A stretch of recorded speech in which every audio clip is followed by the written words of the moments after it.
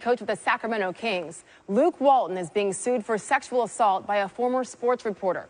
Kelly Tennant contends that Walton assaulted her in a hotel room in Santa Monica in 2016 when he was still an assistant coach with the Warriors. Tennant, who was a TV host in LA at the time of the alleged assault, said in her lawsuit that she met Walton at the Casa del Mar Hotel to drop off a copy of her book for which he wrote the foreword. Walton then allegedly invited Tennant to his room so they would not be seen together by any Warriors players. That's when she says he pinned her to the bed, forcibly kissing and groping her, using his full body weight to keep her on the bed, and laughed when she yelled stop. The lawsuit also alleges that Walton continued to harass her after he became the coach of the Lakers while she was covering the team, including in May of 2017 when she says he, quote, forced an aggressive hug, end quote, and made an offensive remark about Tennant's outfit at a charity event. Walton's attorney calls the allegations baseless and calls Tennant, quote, an opportunist, not a victim, and her claim is not credible, end quote. Our insider Adrian Wojnarowski joins me now here on SportsCenter. And Woj, the timeline for these allegations involve three different teams, the Warriors, the Lakers, and now the Kings. How is the league handling this? I spoke with the league office tonight. They're in contact with the Sacramento Kings, and they're going to start to gather more information in this. And our Dave McMenamin reports that the court filing, this is a civil suit, is in the process of being filed in LA's Superior Court. Okay, I know you'll keep us up to date on that developing story. Meantime, back to the team Walton used to coach, the Lakers, and there are a couple of developments in their search for his replacement. McMenamin also reported that the Lakers interviewed former Bucks and Nets coach Jason Kidd yesterday in LA, and they're scheduled to interview Heat assistant Juwan Howard today. Meantime, late last night, the Suns fired head coach Igor Kokoshkov after just the one season. So, Woj, how does this move impact the Lakers' search? Well, part of the timing in Phoenix of firing Kokoshkov was to pursue Monty Williams, the top assistant in Philadelphia. He's already interviewed once with the Lakers. They're in the process of setting up a second interview back east, perhaps as soon as this week. And he is at the top of the Suns list. I was told today that the Suns got permission from the Sixers to interview him. And now Monty Williams, I think his goal, I'm told, is to meet with both ownership groups, with both teams, and you know, start to use that as a barometer of what might make sense for him. Monty Williams, a longtime assistant with the Thunder, with the Spurs, certainly one of the more respected people in the NBA. That is our insider, Adrian Wojnarowski. Thank you. Still to come on this edition of SportsCenter. With the Thunder on the brink of elimination, who is Russell Westbrook's toughest enemy tonight in Portland? Plus, is Joel Embiid ready to go again tonight? The latest on the Sixers star big man as Philly tries to close out on the Nets in Game 5. The city's facing tonight in Portland for Game 5. Thunder stars Russell Westbrook and Paul George being outscored by Damian Lillard and C.J. McCollum in this series by 7 points per game. The duo is shooting just 37% from the field. Russ is just 14 of 49 from outside 10 feet, according to Second Spectrum. That's 29%. George, he hasn't been any better while his shoulder's not healthy. He's getting his points, nearly 27 per, but he's shooting just 37% from the field, 33% from outside 10 feet for the series. Royce Young on what a third straight first-round exit would mean for Russ and the franchise. The Thunder are, once again, on the brink of a first-round playoff exit. But this time, there's a new level of shock. This year was supposed to be different. This matchup was favorable. This team was better equipped. But like the last two first-round outs, the series has served as a harsh evaluation of the team, and specifically Russell Westbrook. The Blazers are openly daring him to shoot and testing his will to resist. It's a game plan that pits Westbrook against his toughest enemy, himself. Westbrook, air ball. Another big miss by Westbrook when they needed one. It's not necessarily that Westbrook wants to win on his own terms, but his bulldozer approach, without a reliable jump shot to lean on, isn't holding up in the postseason. Sometimes you have nights like that. That happens sometimes, but it just wasn't good enough for us to get the win. So. Another first-round exit in Game 5 would make the Thunder 4-12 in the postseason since Kevin Durant left. And for a team with the second highest payroll in the NBA, they would enter the offseason with more questions than answers. And for Russell Westbrook, the next question would be a hard one. What now? In Portland, I'm Royce Young, ESPN. Royce, thank you so much. Another game tonight. Nets, Sixers, Joel Embiid coming off that 31-16, 7-assist performance. Also had 6 blocks in 32 minutes. Game 4 Saturday. Dave McMenamin joining us from Philly with more on Game 5 as the Sixers potentially could wrap things up. It's the question that has dominated every game in this series. What's the status of Joel Embiid tonight? Well, Kevin, an incremental gain in the status department for Joel Embiid. He's been upgraded to probable tonight, but of course, the cat and mouse game between the media and Sixers coach Brett Brown continued. We asked him about it before the game. He said, you guys know the answer. Game time decision. The way Embiid talked about Game 5, we certainly expect him to be on the court tonight, coming off that dominant performance. Brett Brown added, though, one thing he certainly is concerned about is the flagrant foul situation that Joel Embiid finds himself coming into tonight. Already 2 flagrant foul points. If he gets 2 more points, that means a suspension. The Sixers want to stay on the straight and narrow, win the game, and not jeopardize Joel Embiid's status in the second round. All right, the place is going to be rocking. Embiid averaging 25 points per game and shooting 51% from the floor in the series. Last time a Sixers player did that in the best of 7, Charles Barkley in 1991 against MJ's Bulls. Dave McMenamin from Philly. It's just that he gives me no answer. I just decided that I was going to keep asking just to let him know that he doesn't get to control the media policies. I had no aspirations that I was going to change him or anything, but I just wanted to send the message that, hey, we're still going to be here asking questions no matter what you guys might do. You know, somebody last night at the game told me this would never happen if David Stern was still the commissioner. He would not have let it gotten this far. The theory is that Adam Silver is too soft on the players. He lets the players sort of carte blanche, do whatever they want. David Stern would have nipped this in the bud. Barry Trammell, once again, a veteran, well-respected reporter. And, Richard, it's worth noting that Warriors coach Steve Kerr came out and said that what Russ is doing is, quote, dangerous to the league. How much of a problem do you have with the way he handles the media? Well, I think first of all, let's talk about Steve Kerr, right? Now, I Arizona guy, that's my guy. But when you look at, how maybe his team handles the media at times, they're not the most media friendly, like when you look at the entire team. But I don't really like what Barry said. He's like, oh, well, we're still going to be here. He can't control the media. That's not true, because so many times we always talk to players and say, well, you don't have to do these interviews. You don't have to answer these questions. So, look, if he doesn't want to answer these questions, like when you really listen to the undertones, and I'm not saying that Trammell is not a great reporter and he's not well respected, but if you really want to listen to what Russell wants to say or doesn't want to say, that's his choice. If he wants to give short answers or don't want to answer questions about a situation or from a reporter, that's his prerogative. And then you want to blame Adam Silver, or you want to say that the former commissioner wouldn't have allowed this. I think you're looking for blame at other people's, why someone just doesn't want to talk to you particularly. It does sound somewhat personal between Trammell and Westbrook. And again, Trammell's been there for a very long time, as has Russ. I have a feeling that is not over. Meantime, though, Richard, thank you. Unique perspective on that topic. As always, thank you for joining us. In the meantime, you enjoy the games. And how about this game tonight again? In the last 2 postseasons, keep this in mind. Russ has tried everything in his power to keep the Thunder alive when they've been on the brink. He scored at least 45 points, grabbed 10 boards in each of his last 3 playoff games facing elimination. But Oklahoma City has won just 1 of those games and lost both series.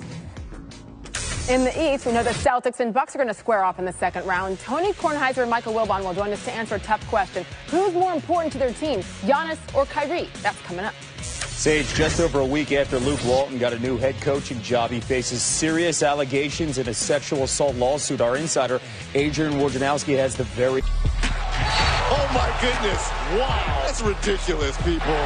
He's giving you everything he could possibly give.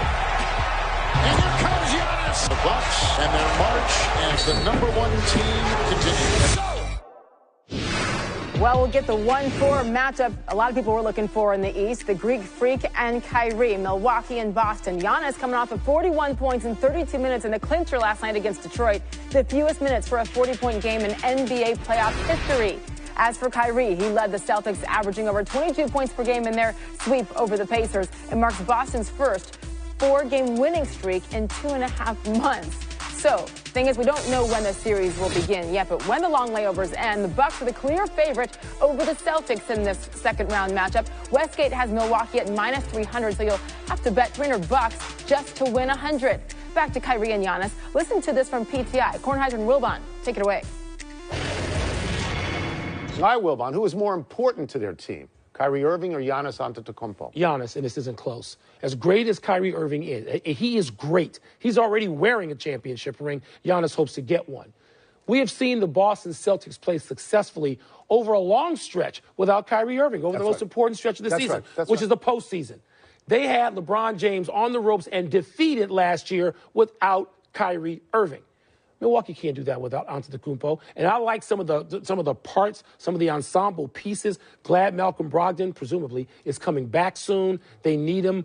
But Antetokounmpo, Tony, Milwaukee is close to a lottery team without Antetokounmpo. So it's going to sound like I'm disagreeing with you because I'm going to take the other side, but I don't necessarily disagree. Okay.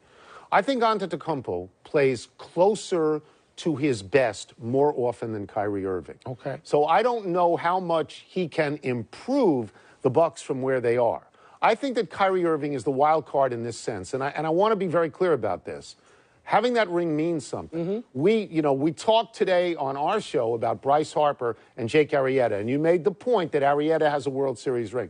Kyrie Irving was a star in a Game 7 in a decisive game. So he's got something in him that we haven't seen from the other guy just Not yet. Haven't seen it yet. So my feeling would be if Kyrie Irving plays to the top of the ladder that he's got, that has more of an effect on his team than whatever the Greek Freak can do. Really quickly, if you were starting... Do you disagree with that? No, I don't really disagree with that, because the value of a ring shouldn't be underestimated. Yeah. Real quickly, though, if you were starting a team, you're going to build a team today, would you take Kyrie first or Antetokounmpo first?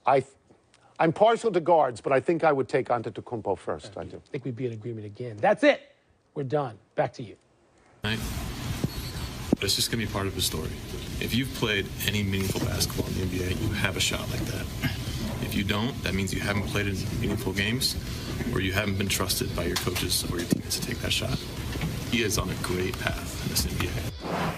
And he had a great game last night. Speaking about being on a great path, Mitchell gets it up top, nails the three-pointer. 22 years old, 23 in September, taking over this team as if he was a Grizzlies veteran. Spins in the lane, hits the shot. Real easy here. Only been in the league 2 years. He's really special. Jazz is on a 7-0 run, starting the fourth. Another three, take another look at it. Mitchell had 13 points to start the fourth quarter. Impressive, as Kyle Korver would say. Jazz up 9, 4 minutes to go. James Harden turns the ball over. Who's there to take it in for a dunk? The young kid by the name of Donovan Mitchell. Jazz hang on to win 107-91. So after the game, we talked to Mitchell about how he feels. We've had our backs against the wall plenty of times in the past 2 years we've been together as a team. I think this is familiar ground with us. And I think, everybody responded the way we expected them to. But the biggest thing for us is to take what we did today and multiply it. Of course, we wanted to end it tonight, but we had plenty of opportunities. And, they made some plays in that fourth quarter, and we didn't. I just thought they were the more aggressive team. And, they came out like they didn't want to die, and they did a heck of a job on being the aggressors early in the first quarter especially. I thought we were sloppy and didn't rebound the ball. Kind of righted the ship, and we start the fourth quarter. I think we're up 2 or 1 or maybe tie, whatever. And we didn't play very smart. The hustle and the hope. It was able to do a lot of things. Still facing long odds, though. The Jazz are trying to do something that's never been done in NBA history. No team has ever come back from a 3-0 series deficit, as teams are now 0-134 all time. So good luck to Jazz. That's tomorrow. See if they can get it done. David, what do you have? I got this Bucks-Pistons game. The Pistons were trying to dig out of a 3-0 hole. Bucks looking for the first 4-game sweep since 1983. Giannis, how about this move on Andre Drummond? Went up for the jam, reconsidered midair because Drummond was coming over, gathered it, and then somehow threw it in. It kind of echoes of the iconic MJ switching hand shot against the Lakers in the finals way back when. It's not quite that good, but still a brilliant midair improv to beat Drummond. He could just laugh at that point. And then Blake Griffin thinks he's got a charge. No, it's going on him. I thought Griffin was moving myself, and then the chant starts up.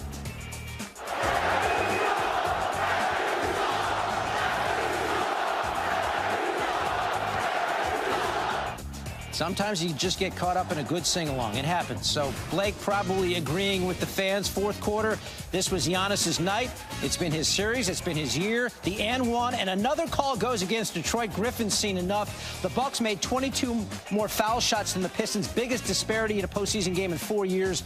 Bucks finish off the sweep. Giannis had 41. He's into the second round for the first time in his career. Just to win our first playoff series with this group right here, it's unbelievable. I think we played great basketball. We stuck together the whole series. I remember our first playoff series. We lost from Chicago. The last game, Game 6, they beat us by 50. It was something insane. But you know where we were and where we are right now. It's been an unbelievable journey. And the journey continues. The Bucks don't stop here. They will face the Celtics in the conference semifinals. The teams met 3 times in the regular season. Bucks won twice. Teams haven't played since a 1-point Bucks win in February. It'll be the 7th time they've met in the postseason, with the Celtics having won 5 of 6, including the 1974 NBA Finals when the Bucks were out west. In the first round last year, they played a 7-game set in which the home team won every game. Giannis is good against everybody, but he really enjoys torturing the Celtics. He averaged 31 and 10 against Boston this season, and he did the same thing last season. Carrie? All right, David, thank you for that assist. The scene is set, and we have the numbers, so our Jalen Rose will give us some context on Celtics and Bucks. So, Jalen, the big storyline in this series is Boston is trying to slow down Giannis. We just mentioned that Giannis averages 30 and 11 against the Celtics. So how do they contain him? So a couple of things, Carrie. Driving to the basket, he's virtually unstoppable as it relates to layups and dunks. So you want to try to crowd the paint and force Giannis to be perimeter-oriented. You'll live with the three-point shot and you'll play the percentages. But on the other side, when you go against a great player, you can't allow him to relax defensively. And he got my vote for Defensive Player of the Year.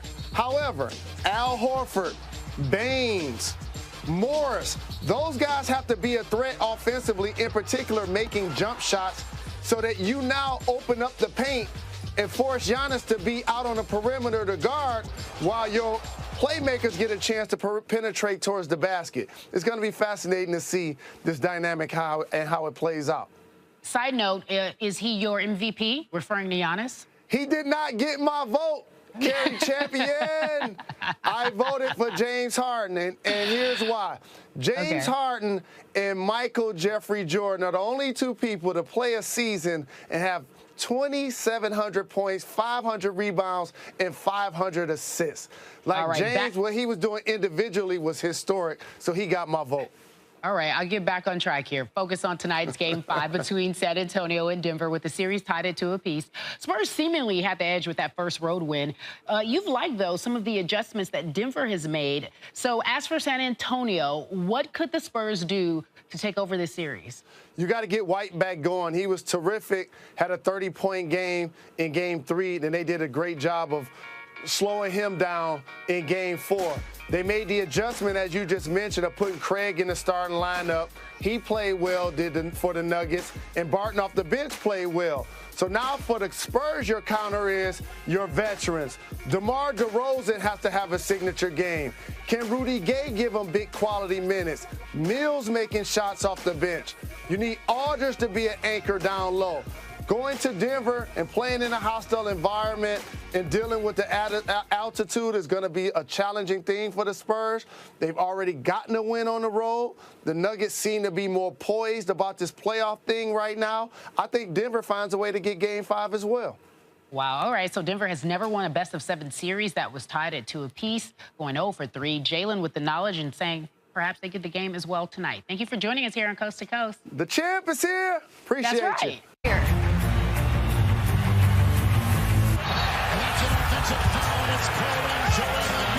I got him pretty good, and I'm sorry about it, but... Ben Simmons is a great player in transition, and once you get him in the half court, he's average. Jared Dudley. Y'all don't really wanna play games with me. Y'all lovers never been the same to me. They don't go win cause I came to eat. Yeah. He is just torching this Nets team. I need my respect. This is deadly. Misses everything. Allen hit high. That time by Embiid. And, oh, my goodness, Dudley and Simmons into the stands. And they are gone, Butler and Dudley. How I thought it was just a good push, let them know we're not having it today. Shorty over here joining us today, Agumake. Shorty, I moved my you chair. tried it. Let's stand up. I moved my chair. Let's stand up. No, I can't even come close. Okay, we get perhaps what is the best game in the first round, at least in terms of chippiness tonight, because you've got this the Nets and the Sixers. There we go. Brett Brown has told his team to play it straight. What does that mean in terms of what we're going to see? Well, we know we can definitely see it and we can expect drama. And I'm here for it. I'm queen of petty. Yeah. But we also can expect Joel Embiid to show up. We all know he's not 100%. But guess what? It's the playoffs. And you saw Blake Griffin do it. Joel Embiid will do it as well. He is not playing 100%, but he is still a problem. He's had at least 20 points in each and every game of the postseason he's suited up. He's leading the postseason with 13.7 rebounds per game. He's been judicious on the perimeter, which means he wants to make his money in the paint. He's getting it done on both ends. So if you look at this 76ers team, the Nets have to be worried that Joel Embiid is out there, even though he's not 100%, because sweeping, through, that didn't happen. Yeah. Now you have to go through Joel Embiid in an elimination game where he's playing at home, and that's going to be tough. All right, speaking of elimination games, Thunder on the brink of an early playoff exit for the third straight year. Yep. Paul George, we know about the shoulder issue. We know about the shooting woes for Russell Westbrook. So if you're Billy Donovan, or if you're Brody, or if you're Paul George, or Dennis Schroeder, find someone. What can you do to fix the offense? Well, since their OKC's shooting has been inconsistent all year long, I think, honestly, their best offense is a good defense. During the regular season, they had the 4th best defense in the NBA. During the regular season, they scored the 2nd most points off of turnovers, around 20 per game. They need each and every easy basket that they can get because they have been inconsistent shooting the ball. Again, I remind you, 11 straight playoff games on the road that OKC has lost. You're not going to do it necessarily just with shooting. You had a better shooting night the game before, but you need to bring your defense and you need those easy baskets to give you confidence, to give you edge, to finally get a playoff win on the road. Their offense has been almost non-existent. They've scored fewer than 100 points in each of their losses. Let's make this more like reality. Oh, and then hold on. No, there we go. There you go. Wait for it. Wait for it. This is real life. This is more like real life. This is great. This is a good look.